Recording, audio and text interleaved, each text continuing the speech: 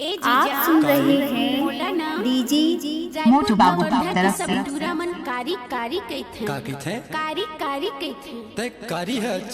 तक कारी कहथे। हाँ अगर ते गोरी होते ना ये ट्यूबलाइट कस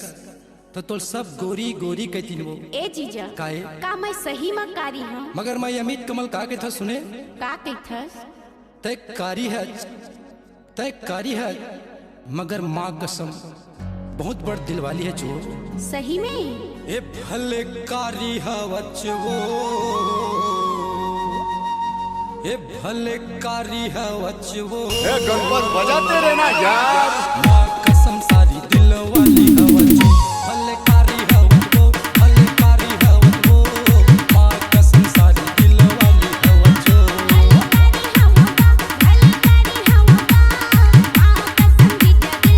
भले कारी हवच वो भले कारी हवच वो माँ कसम सारी दिल वाली हवच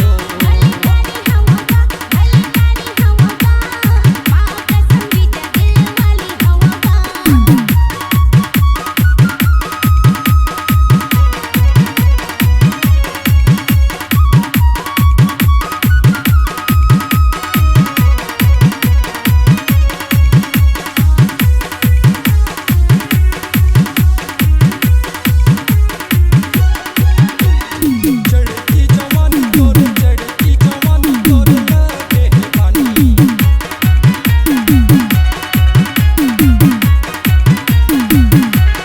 चढ़ती जवानी तोर चढ़ती जवानी तोर लगे है पानी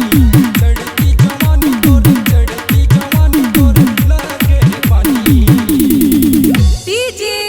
मोटू मचौली बड़ा टोला वो ए भले कारी हवच वो माँ कसम सारी दिल वाली हवच भले कारी हवच वो भले कारी हवच वो माँ कसम सारी दिल वाली हवच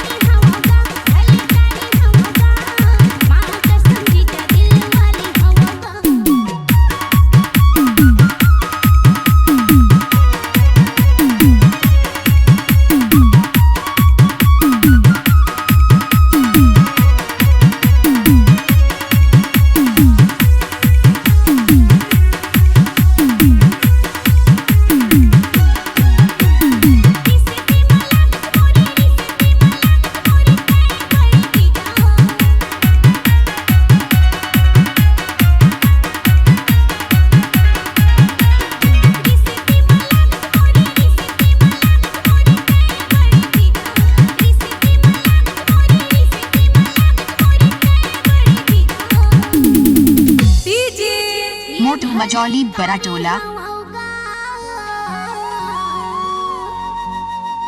ए भले कारी हम होगा जीजा दिल वाली हम होगा भले कारी हम होगा भले कारी हम होगा कसम जीजा दिल वाली हम होगा भले कारी हम होगा भले कारी हम होगा कसम जीजा दिल वाली हम होगा